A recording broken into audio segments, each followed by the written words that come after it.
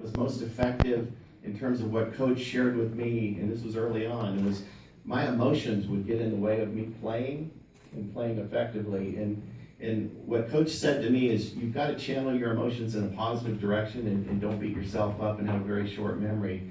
And as soon as I embraced that recommendation and that coaching, it was just like a light bulb went on. I was able to play at a higher level and not pull myself down. And so, Coach, I want to thank you for that instruction, as well as all the other great things that you did for me. It was fun playing for Coach. You know, one of the fun things that Coach would do, he had this tradition, maybe Dino fell victim to this at one point in time, but when you're in Bud Castle Gym, to get to the female locker room, you had to walk through the gym. One of Coach's traditions was whenever we were practicing and a female walked into the gym to head over to the locker room, he would immediately stop practice and start asking, or he'd ask the team to go into full applause for that female's entire parade across the gym.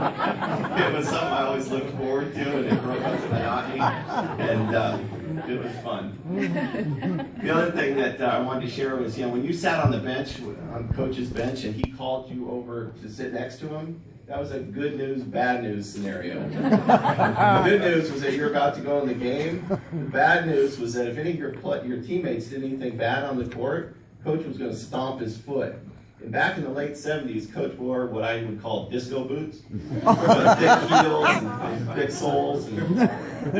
Disco boots. And if it was bad enough, he would actually take that towel that he used to chew on and he'd slap that on your knee too. So that boot would land on your foot and that towel would land on your knee. Believe me, when you checked into the game, you were giving Coach your full attention. But Coach, I want to say thank you for all you did for me in my high school years. I really appreciate it. I loved playing for you, and thank you.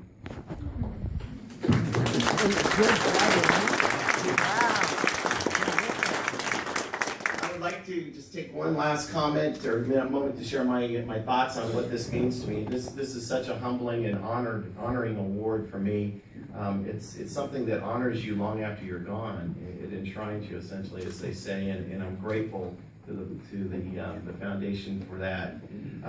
But I do want to say it's not about me, just as Paul said.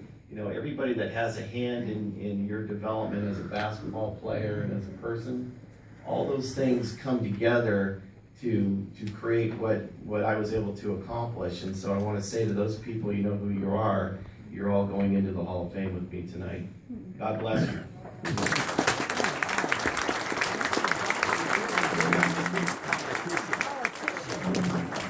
You should be a politician. Right? What a person. Hey, Michael. Michael.